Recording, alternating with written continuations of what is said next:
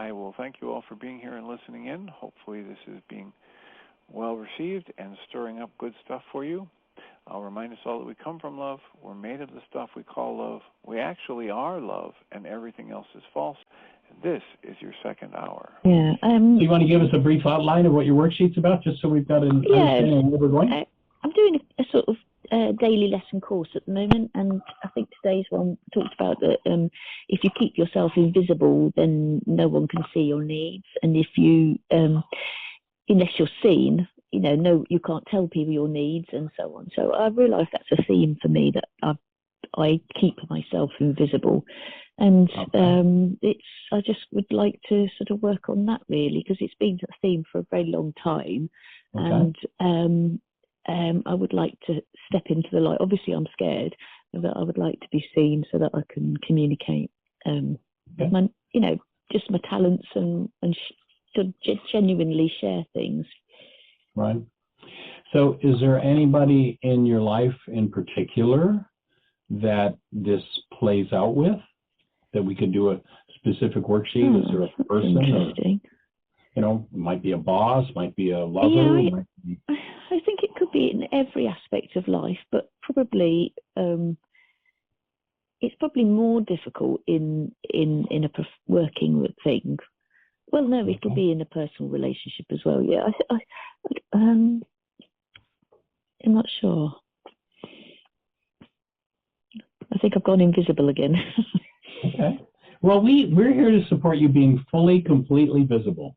Okay. I think I hide from myself as well. Yeah. And notice that we're a safe space for you to do that. And one of the reasons we hide is because usually we have a stored experience of it not being safe. Yes. And that's what you want to access and forgive.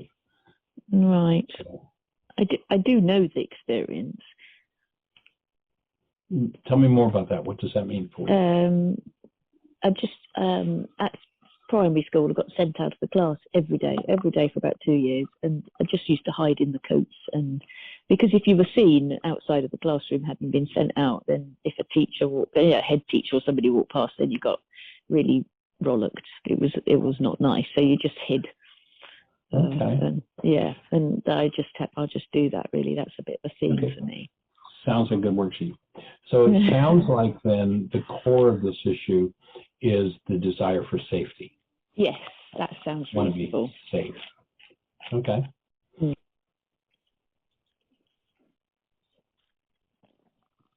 So you put your name in number 1A and acknowledge yourself as love. So I, who am love, am feeling. So what are the feelings that come with this? Here I am hiding among the coats, and if I'm seen, I'm going to be told off, really, judged. Okay. Yeah. So what's the feeling on that? Very much scared, yeah, and shamed, really, shame. Okay, so if there's fear and there's shame, that would be 2 different worksheets. Yes. And so seeing as how fear came first, let's start with the fear one, and I'll suggest that you plan to do, after we complete this, do another worksheet on exactly the same situation, and do that on shame. Okay. That will be a whole different, in order for the mind, when you think of how amazing it is that this mind is so powerful. I'm sitting in a room right now where my brain shows me a clock sitting over there. It shows me a light. It shows me a television set up in the corner. It shows me a computer. And like, it's really got me, like, I could easily believe that I'm seeing all those things out there, as opposed to there's enough data about those things firing in me that I recognize my mind is generating literally that whole world that I see. In order for that to happen, there's a huge amount of data going on under the surface to produce that. And so what we're going to do thread by thread, and the data is based in thought. The data is based in mind energy. It's interesting, if you go to the opening words in the book of John, and we'll talk about the ancient scriptures here, and they're presented to us as something religious.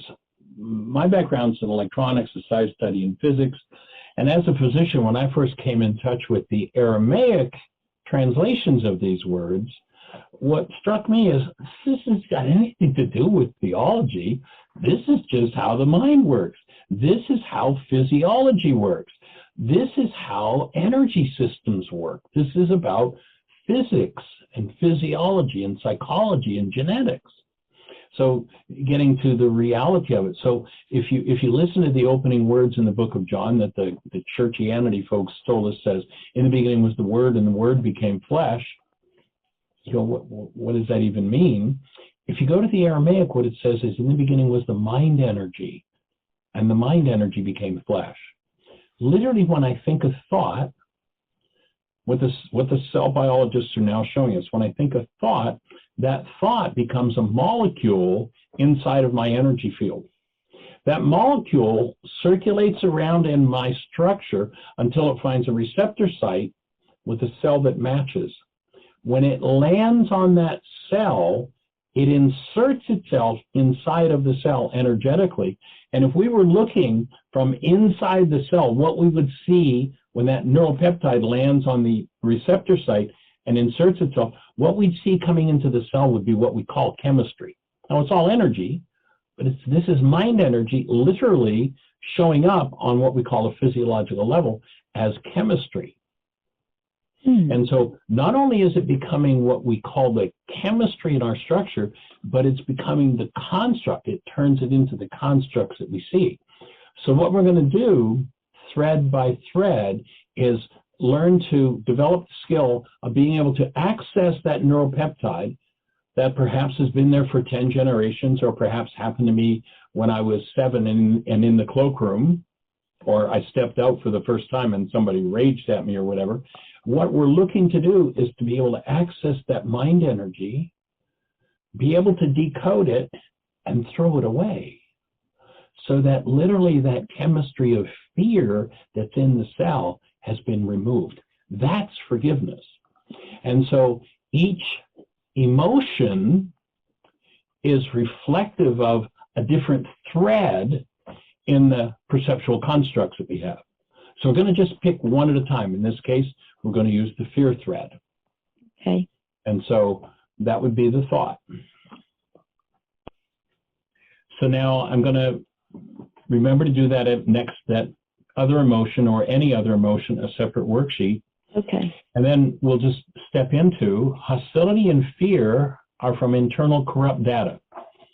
So when my mind is generating a perceptual construct that is accurate about what's happening in the actual world, you know, that Harvard research I talked about, 10,000 brain cells are firing, 10,000 measurable units of electrical activity happening in the brain, 9 bits of data go into perception. It's been estimated in that same time frame, which is about a 25th of a second, there are perhaps as many as 20 trillion bits of data in the actual world. So there's actuality, what's actually going on, and then there's my perceptual construct, my reality. And whenever the mind is using any form of hostility or fear, that means that my construct, the world that I'm seeing, is built out of data that's been corrupted.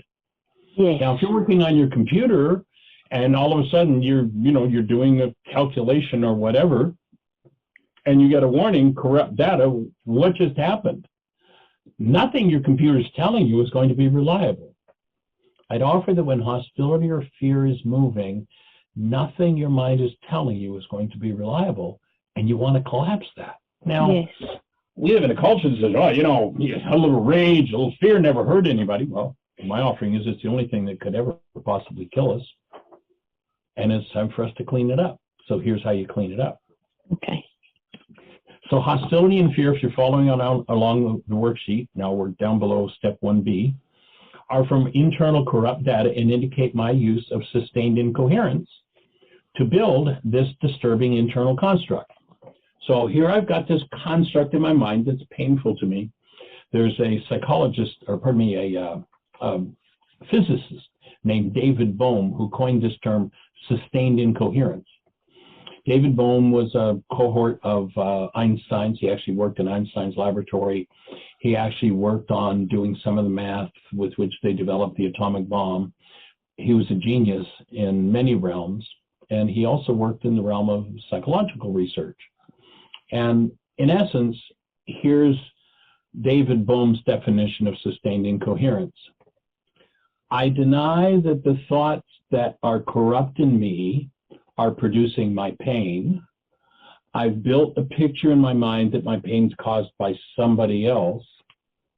I refuse to own that my pain is caused by my own thinking, so I'm going to keep thinking that way, all the while blaming everybody else. That's David Bohm's basic definition of sustained incoherence. And most of the world's living in sustained incoherence. Whenever you rely on your mind's hostility or fear constructs, you're in sustained incoherence. And it's nuts to live there. But, you know, most of the world is nuts. I mean, just take a look at what's going on. How crazy can it get? It's time for us to individually and collectively clean it up. So my denial causes my CBM. What is CBM? If you were to ask, memory. Carbon-based memory. Okay, you got that one. But for everybody else who's listening, carbon-based memory, if you asked a modern-day physicist to check out your body and tell you what it's made of, the base element in your structure is carbon.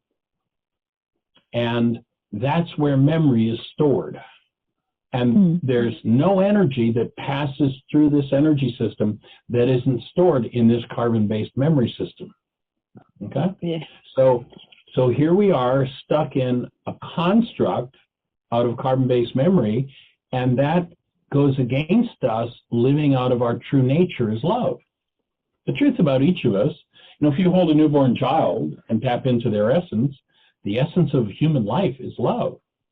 But if we've been loaded with all of this sustained incoherence and this generational insanity, we don't think of ourselves as love, and they sure didn't give us messages when they told us to go to the cloakroom that we were love. Or when we stepped out that, you know, we were given insane ideas. And so what needs to happen is we each need to face that world of sustained incoherence in us and begin to clean it up. And that means cleaning up carbon-based memory, literally cleaning up on an atomic level the energetic patterns that are stored within the structure. And when I live in denial, and in this work, there's a very specific definition of denial. And denial is that either thinking or speaking as though something outside of me is the cause of what's moving inside of me. So when I say mad is moving inside of me, Bill made me mad. I'm now living in denial. I'm telling my mind it's not allowed to show me the truth, that this is my mad, because if I own it, I could throw it away. But if it's Bill's and caused by Bill, of course I can't. So my denial causes my carbon-based memory to displace my experience of myself as my essence, love, and tells me the lie that this emotion, my emotions are caused by my trigger. Now you notice that word trigger is underlined and in bold and in italics. Must be something important about it. Most everybody calls the triggers in their lives the cause. And so they live in a totally false construct driven by the goals based on believing that cause is out there. What we're looking to do is to step in here to clean that up, which is inside of us. So that denial blocks my awareness of myself as love and tells me the lie that my emotions are caused by somebody else. So now I'm going to look at what the story is I'm telling myself based in the first parts of number one. So my story, my reality is that your object of attention would be the teachers or a specific teacher involved?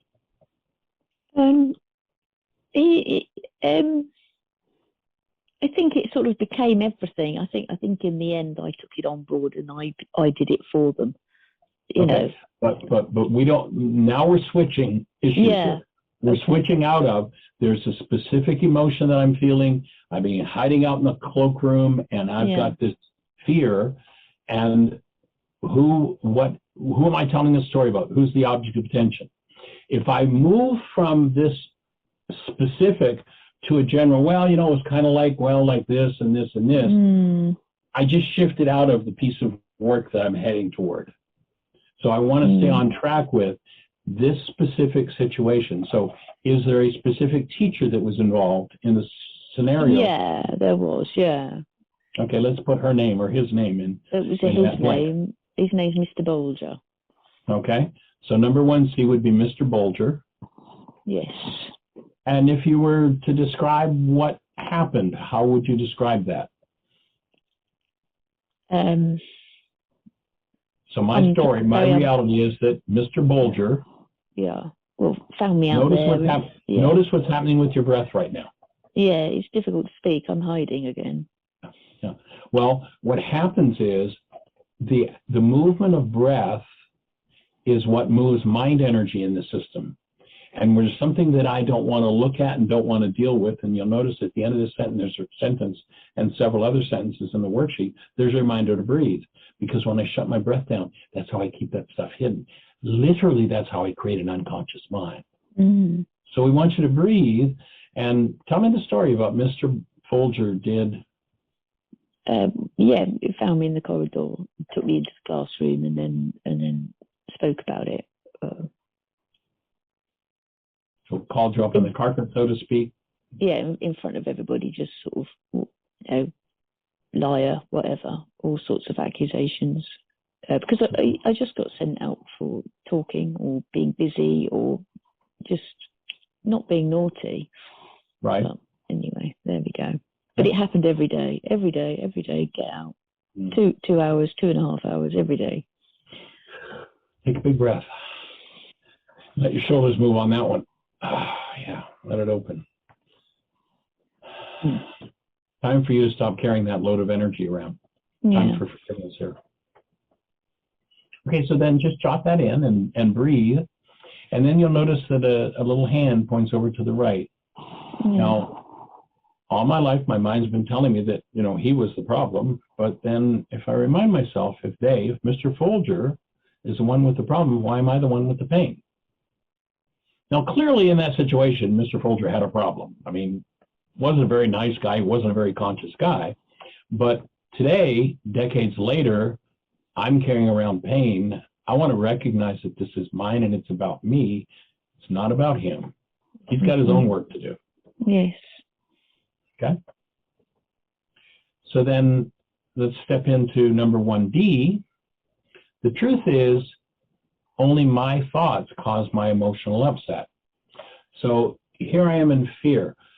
What you want to do here is you want to identify the specific mind energy that you use to create this fear. And so the thought, and again, as with the emotions, you use a separate worksheet for each one, specifically related to the fear that you identified in number 1B, what's the thought that causes this fear in you? When you think this thought, it goes to fear. Being told off. Okay, so I'm going to be told off. Told off, embarrassed, centered out. Yeah, judged. Judged, okay. That's probably the word. There's the one with the energy. So I'm going to be judged. And then number 1E, is there a punishment thought toward Mr. Folger? If you went back that first time and you're standing there, what would you, if you'd have had the power, what would you as a young girl have said or done? You know, there are no consequences. You're there. You got permission to do whatever. I would like to say that's not true. That's not true. Yeah. Yeah, but with all that fear going on and the way you've been embarrassed, is there something maybe a little more that you might want to do to him? Breathe. Like, I can easily imagine if that were me, that I might even be wanting to kick him in a certain part of the anatomy. Punishment. Well, I was perhaps. pretty powerless. It was pretty awful. Yeah. Yeah. So in that, he was quite scary. He used to cane children as well. Mm. And I watched him do that too to some other child. He was really quite a beast. Yeah. So if you'd have had the power at that time, what would you have done to that beast? Oh, I'd taken that stick, hit him with a stick. And you've used it. Okay. So there's your punishment thought. That feels very good to say that. Sorry. No, that's you're trying to move the energy. Yes. Okay. Yeah. So you're acknowledging a part of yourself you've been hiding from yourself, and that always feels good. Yeah. So I wanted to punish Mr. Folger by picking that stick up and using it on him. Yes. Yeah. Okay. And then on yourself, was there a punishment thought toward yourself?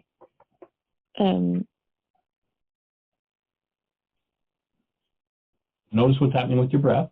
I know. And shut this down. I know. So take a breath. I know. You ask me the questions and I go all blank because I'm hiding again. I'm going invisible. There's your punishment thought, I'd suspect, toward yourself, is I have to just be invisible. Yes. I'm going to disappear. Yes. So that's what I'd put there for your punishment thought toward yourself. Okay. Yeah. And then once again, you'll see that hand points to a little box. And the box, most often the traumas that we hold are instilled in the mind and accompanied by words. Yes. So verbal release can be a powerful way. Words are representative of mind energy. Verbal release can be a powerful way of starting to cause that energy that's perhaps been held for decades to exit carbon-based memory. So this little box introduces the idea of verbal release. I want to start to tap into the presence of love in me and be in a willingness space to take all of this accumulated energy. And what tends to happen when we have an experience, at the age of 4, is we tend to play that out. We'll see at the end here. We tend to play that out over and over and over and over and over again our whole lives. Yes. And the whole idea of this forgiveness process is to put an end to that cycle, especially the self-punishment. I still do that. I work at a school, and I always assume if the head wants to speak to me, I'm going to get told off. I always feel judged by my peers for not being good at my job. It still carries on. And even last night, a friend wanted to chat about their problem, but I thought I was going to get told off. So it's developed an expectation, a structure where there's an expectation of being abused. Yeah. So what I'm going to suggest you do when we finish this, or once the video is available, is you go back and you start making notes. There's a worksheet thing that we call a hydra. And if you remember in Greek philosophy, the hydra was the creature that when you cut her head off, a dozen other heads grew out of the stump where you cut the head off. And what you just shared with us is this is a hydra worksheet for you. You just shared 2 or 3 places where it's shown up in your life. So these would be good worksheets for you to do. So I'd suggest you sit down and rewatch this video. We'll stay focused on this worksheet, but you rewatch this video and go through each time. Do a worksheet on what happened last night with that coworker and how your mind set it up. Do worksheets on how you've been treated at school as an adult, and they'd each be the hydra worksheets that help you to clear this whole thing up. Did it? Well, I did write it down on paper, but then I couldn't keep up with it all. So first of all, it's yourself. Yes, I use your name. I release and surrender myself, my name, and use your name. I release and surrender myself, Sarah, to love. To love. Yeah. And then the emotion was fear. I release and surrender fear to love. Yeah. And then number 1C was Mr. Bolger. Mr. Bolger, yeah. I release and surrender Mr. Bolger to love. Okay. And I release and surrender the story. I release and surrender the story to love. Well, be more specific. Repeat what the story was, what you wrote in there. Okay. I release and surrender being collared in the cloakroom and told off.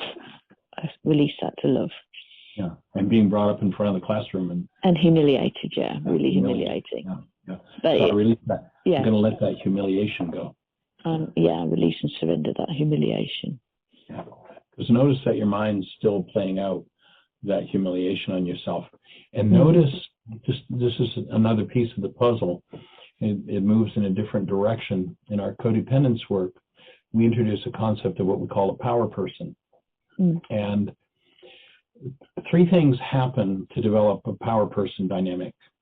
And when these 3 things happen simultaneously, and it's usually a child, and it's oftentimes with an adult or an authority figure, but can also happen in adulthood. But the 3 things that happen is that 1, the person we're going to identify as the power person, we're going to talk about instilling a power person dynamic in our minds. The person who's going to be the power person, number 1, is not functioning as love, has more power over my life than I do, and I perceive it as survival, physical or psychological survival, maybe even financial survival. They can be the dynamics. So when those 3 things happen, they got more power than I do, they're not functioning as love, and I perceive it as survival. What happens is, as an energy field, when you realize this body-mind unit's an energy field, the energy field opens wide, and it becomes like a sponge, and it literally just sucks in every energy from the environment. Literally every mental energy, every emotional energy, everything that's going on is literally just taken in with no censoring. In the future, that becomes the control of our behavior. And I'd offer that this power person dynamic is what runs the world. And until we confront it, understand it, and work through it in ourselves, it will run virtually every moment of our lives. And here's how it runs it. Once a power person dynamic is instilled, and it sounds like that was a moment for you where that was instilled, there are only 3 behaviors that we'll do for the rest of our lives. And they'll be based on that power person dynamic. Now, this thing with Mr. Bolger might have been a reflection of something earlier with perhaps a parent. I don't know. Yes. But it really doesn't matter. But this is the dynamic. And the behaviors that we'll do will be controlled by the level of stress that we're under. When there's no stress, there's a thing in the mind, we do a course called Laws of Living, and we identify what we call the automatic decision system. When the automatic decision system kicks in and there's no stress, I'll do whatever I did to get along with my power person. When stress starts to build, I'll move out of doing what I did to get along with them, and I'll do what I did to resist and survive with them. When I become ultra stressed, I'll do what my power person did to me that I hated the most. It runs the world. And so I ask you the question, have you ever found yourself, when you're under stress, humiliating people?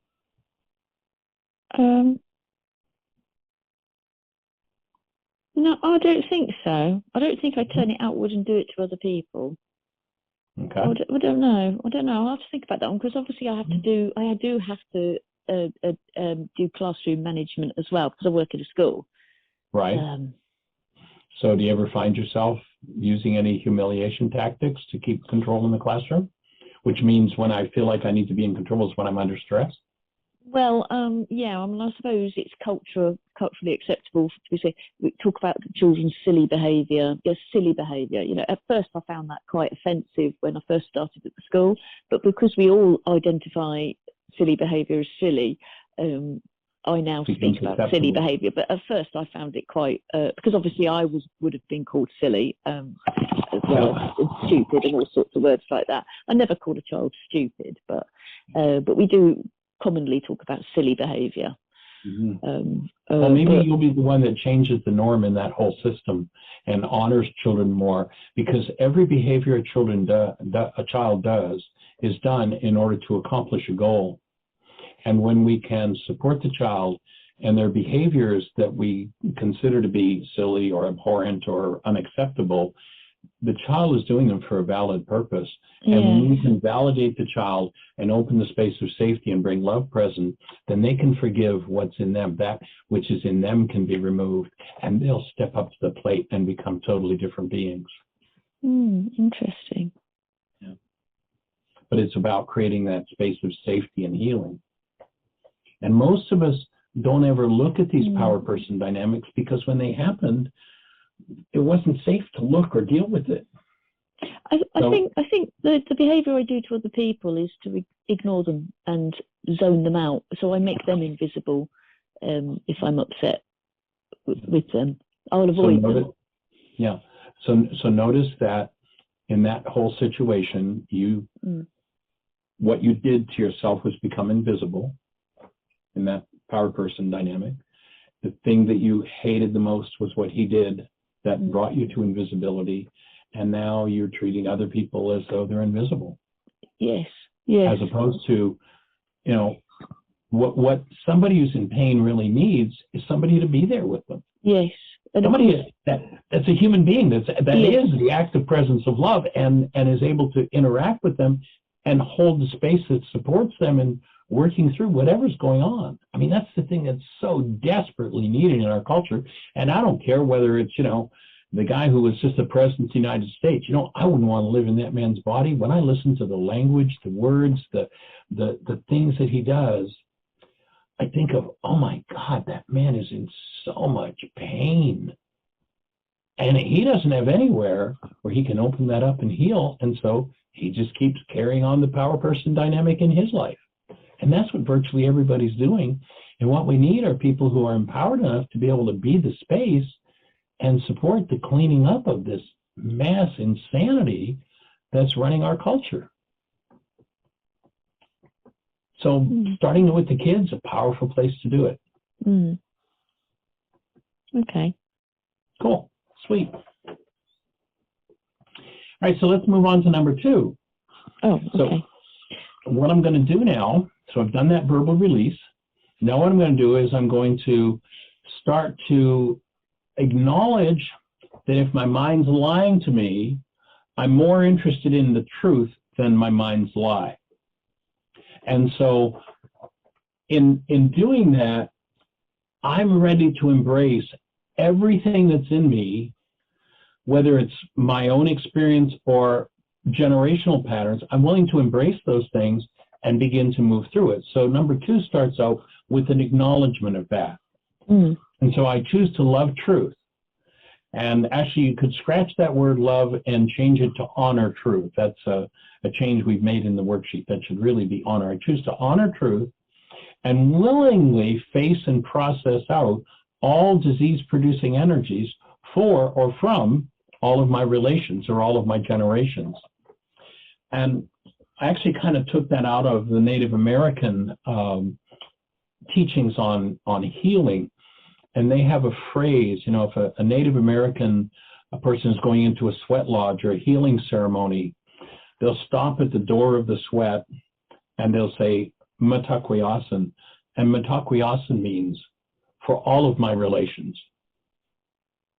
That I realize I'm not doing this healing process just for me, but as I enter into this sweat, I'm willing to take on the burdens from all of my generations and literally energetically become the space. Right now, there's some processing happening for me. If you were to look at, if you can see it on the camera, I don't know if you can, but the hair on my arms and my legs is standing up because for me, this is reaching a whole new level of the recognition of the willingness that I'm ready to, and we can all take on the energetic traumas of our generations and be the space for healing that. Because there's so many generations that went before us that didn't have a clue what to do about it. So so with sincerity, I join you in saying that I'm willing to take on these generational patterns. Yes. And then number 1B, I'm willing to go through the physical, mental, and emotional symptoms of healing. Yes.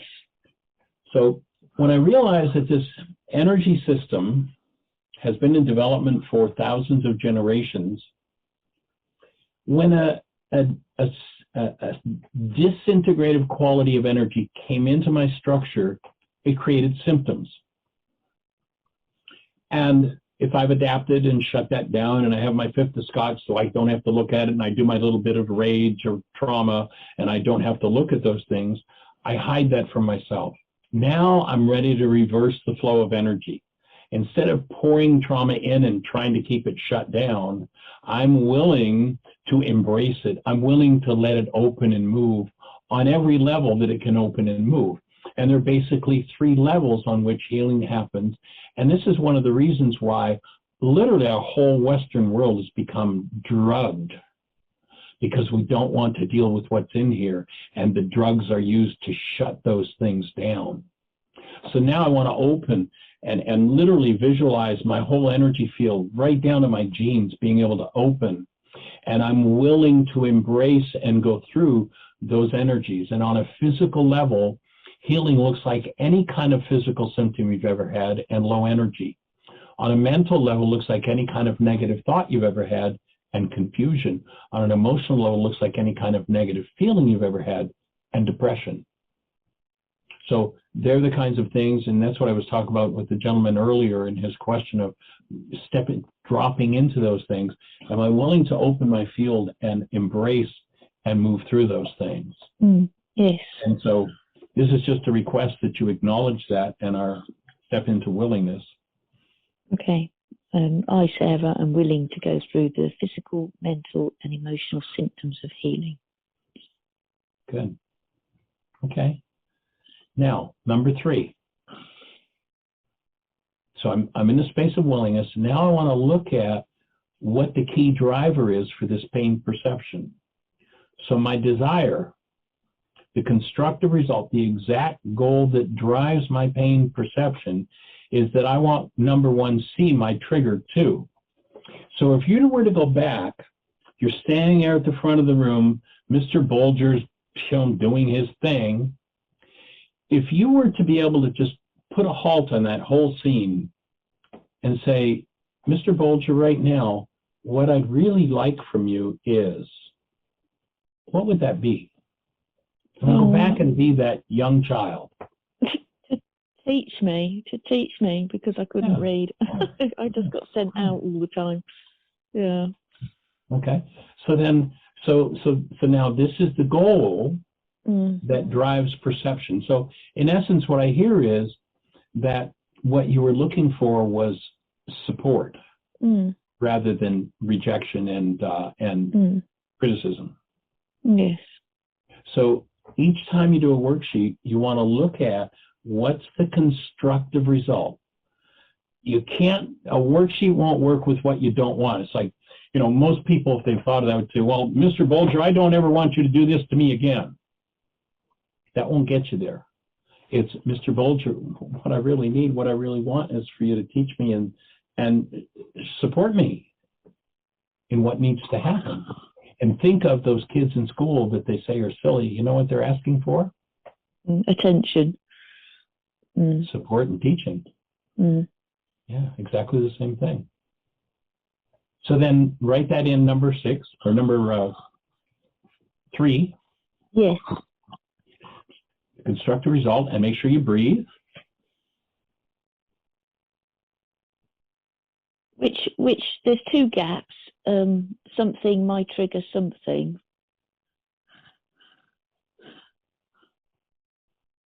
So you're in number 3. My desire, the constructive result. There should just be one blank there. Yeah, I didn't read the whole sentence. My desire, the constructive result, the exact goal of the drives of my pain perception is that Mr. Bolger, my trigger. I'm confused now, sorry. Okay, so Mr. Bolger is your trigger. And what's the concern? What did I want from him? I wanted support and caring. Yeah, support. Yeah. Because one time he told me off for having a reading age of 8 when I was thinking, well, just help me. Don't tell me off for it. It's not my fault. What are you here for? You're the teacher. Help me. Yeah. I mean, tell me off for being naughty, but don't tell me off for not being able to read. Right. So how many times those children that your culture has taught you to think about as silly, that's really what they're asking for. That's really they're asking for support, yeah. Okay. So then that would be your answer. That would be the goal. Yes. That's the core of this worksheet. Yes. Okay. Now, before we step into doing what it takes to can't collapse the pain perception here, what I want to do is tap into and bring forward the presence of active love. Okay. If you hold a newborn child and you tap into the essence of that newborn, you'll notice that the newborn is love. And if you ask yourself the question when you're holding the newborn, is the newborn loving me? You have to say, no, the newborn isn't loving me. The newborn is love. That's the essence of that newborn. And then recognize that's the essence of you and I. That's what each of us are. That's the truth of us. So I want to bring that essence forward here in number 3. So I choose love, my essence, which then stirs the love in everyone involved. Yes. If I get lost in my pain and trauma through resonance, literally, there's a camera called the Delaware camera that literally can take a picture of the high energy waves that leave the mind when we think a thought. If I'm in my trauma, what tends to happen? If I'm a teacher who's been traumatized as a kid, and I stand in front of a classroom, and this child's in trauma, I'm in trauma, then I'm going to tend to resonate more of that in the child. And what I want to do is I want to heal those dynamics in myself so that I can stand as a space of active love. And I like to tell a story. You'll see at the end of that sentence there's the rose and the butterfly. It's illustrative of the point. Let's imagine that we give the rose and the butterfly an ego. We introduce them, they meet, they fall in love. They have this wonderful time together. And one day the butterfly up and flies away. What happens to the rose when it uproots itself to give chase? It'll die. It dies. Why does it die? It dies itself. because it made something more important than being connected to its source. Yes, that's nice. Your source, my source, is love. If we make anything else more important, then we uproot ourselves from the truth of who we are, and we live in a whole false construct of self. If you go back to the Aramaic language, you hear this man Yeshua saying, in order for you to live, you've got to die. That false self that we've identified with from our disconnected state, uprooted from love, we've created this false self. Oh, I'm strong, I'm powerful, I'm good enough, I'm all these crazy things, and there's no connection to the truth of who we are. So you want to start to tap in more and more and cultivate your relationship with yourself as active love. Yes. So the objective of this step 3 is to bring love present into the process, or step 4, pardon me. And then in step 5, now we're going to do the action steps. 5A, and basically this is kind of a review of the whole process. When upset, my perception, my mind's construct is built of corrupt data driven by my goal, number 3, the goal to be cared for by Mr. Folger. It is a limiting structure constructed from a max of 9 bits of data out of 10,000 brain cells firing. By canceling my goal, my replicate mind, and that's this carbon-based memory system can only replicate what's in it, my replicate mind's reality collapses. So by canceling the goal, my replicate mind's construct collapses and gives me direct contact with the underlying denied and dissociated parts of my carbon-based memory, which projects and blames others for its content. So here's the action step. Back, I'm tapping into the presence of love. The more powerfully love is present, the deeper the internal processing will go. While holding love conscious, active, and present, I now choose to collapse my mind's lies by willingly canceling my goal for Mr. Bolger to teach, support, and hold love for me. Yes. And breathe.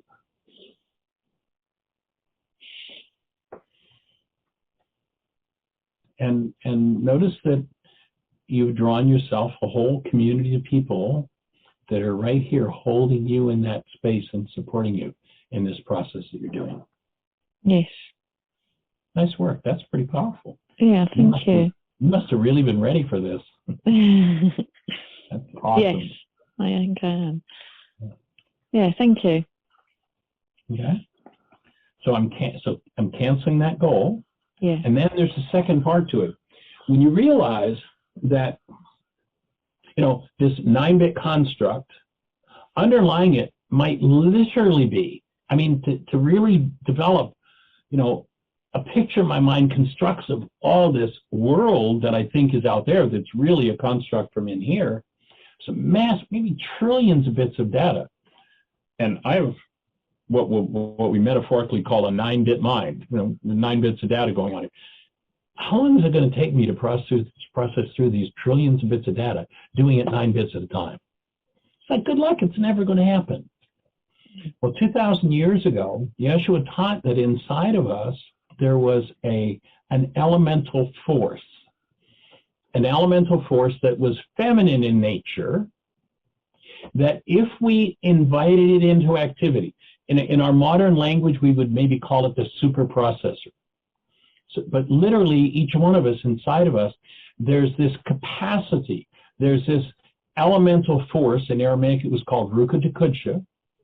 It's feminine, and by definition, and you'll see the definitions down at the bottom of the page, look at Ruka Dekudsha, she who undoes the effects of my errors and teaches me the truth.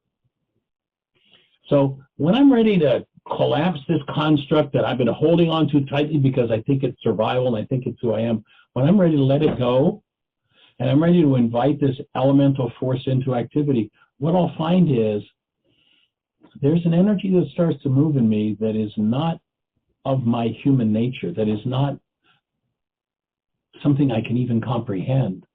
But if I'm willing to move, if I'm willing to be with it, it literally will begin to undo these unconscious structures. And if I'm in a space of listening, it will start to instruct me. That's Ruka Dekudsha in Aramaic. Yeah. There's a power in us, literally, that energetically has contact with the whole world. And if we'll let ourselves be in touch with it, it's been called intuition. If we'll let ourselves be in touch with it, it will explain anything and everything to us. So here's the invitation. You're inviting that power to go to work in you in step number 5B. Yes. So I invite, and whatever term you would use, the Greek scriptures translated these words, Ruka Dekudsha is the Holy Spirit. It doesn't have anything to do with some disembodied spirit being. It literally is a feminine elemental force inside of us that is never going to violate our free will. We can keep it shut away, or we can invite it into activity, and literally you will begin to be taught things that are so specific it will boggle your mind. Yeah. So this is a space to invite Ruka into activity. And there's a blank there. You'll see the Aramaic Ruka Dekudsha. Down below you can see the definition. But I usually, when I do a worksheet, I just short form this to I invite Ruka. And there's several things we suggest you invite that elemental force in you to do. One, to incline me toward healing. Yes. Like most people, like, I'm in my drama and trauma and that's how I win, and don't talk to me about that healing stuff. I need this rage to protect me. Well, I'm shifting that. I want support from underneath to incline my mind toward healing, to restore me to my newborn essence, love. And you'll see a hand points over to Rachma, that when that's restored, there's a filter in the frontal lobes of the brain that opens up and literally is the gateway that our created essence love enters this human form. So I'm asking for support in being restored to that newborn essence, which is love. I'm being asked to heal my denial and my capacity to generate the emotion. If you go up to number 1, button B, it was fear. You want to transfer that down here. I'm going to ask to be empowered to free myself of even the capacity to generate fear, no matter what happens in my world. Fear narrows the perceptual constructs of the mind and leaves us in corrupt data. So I'm asking for help to eradicate that from my life and from my bloodline. And then I ask to help an open, direct, conscious relationship with and gently remove the denied and dissociated parts of my carbon-based memory. So there's several things, and you know, it's a big mouthful the first time you do it, but there's several things over time that you'll see that you'll start to get assistance. And these things just starting to shift like, gee, I didn't even do anything, and here's this change. And that's the power of this worksheet process. So how about just reading through that? I invite, and, you know, in, say, for instance, AA groups, it's called the higher power, whatever term you have for it. Well, I'll have a go with Ruka. I invite Ruka Dakuta. Sorry, I've got to turn the pace. To incline me towards healing, to restore my what's a Rachma filter, and my gateway to the frontal lobes to maintain love, my newborn essence, heal my denial and capacity to generate the emotion of fear. Okay. And help me to open. And help me to open a direct conscious relationship.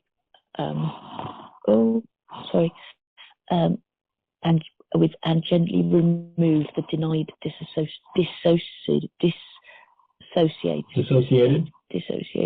and projected parts of my carbon-based memory.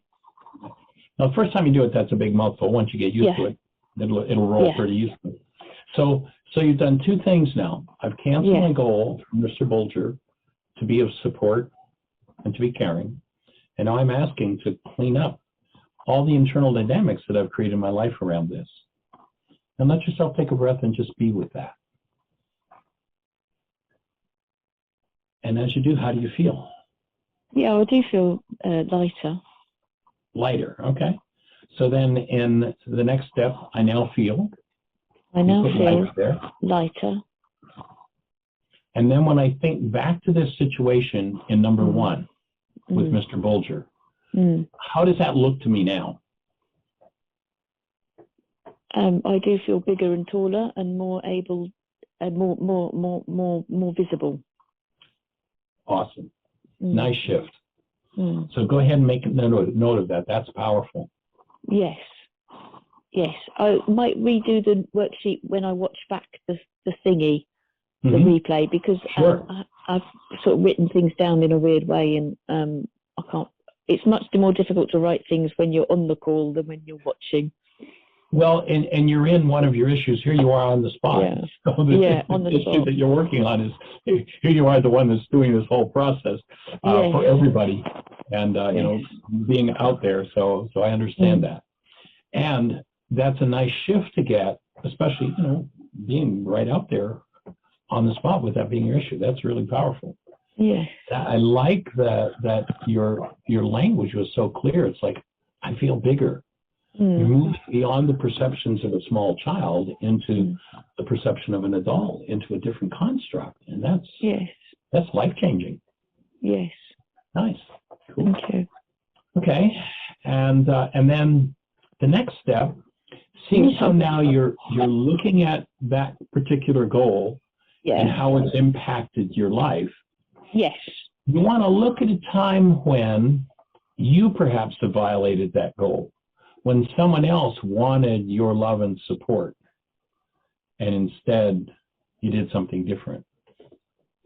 So the last part. That's probably my mum then. I've probably not been supportive to my mum while she's had all her operations. Okay. So I'm going to write that down then, when I've not fulfilled the goal of being supportive, and that's been with mom. And as you say that, what feeling comes with that? Oops, sorry. Well, Breathe. Yeah, it is a little bit anger as well. I'm withholding it on purpose to be a bit punishing, really. Yeah. Because she could have done something about it, but she never did either. Mm. So I think I'll get my own back. Yeah. So here's your Hydra. So this I'd offer is one of your next worksheets. Yeah. Is to do one on Mom. Yeah. And how you wanted her to do something and she didn't.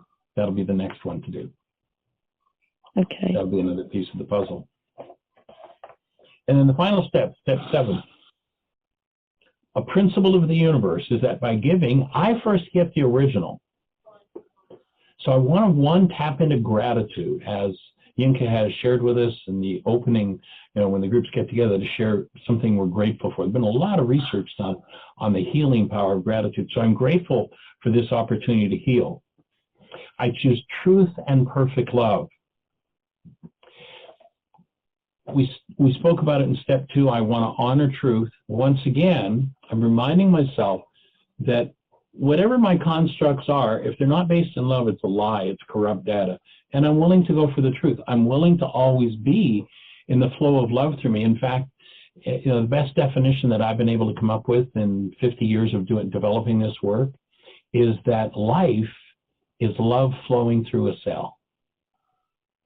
Anything that we do to inhibit love flowing through our cells is a step in the direction of self-annihilation. Yes. And so I want to tap into that flow and be in that flow. Truth and perfect love. There's a corresponding filter to Rachma that's in the frontal lobes of the brain. In Aramaic, there's a second filter over the perceptual part of the mind called Kuba. The two filters together were called perfect love.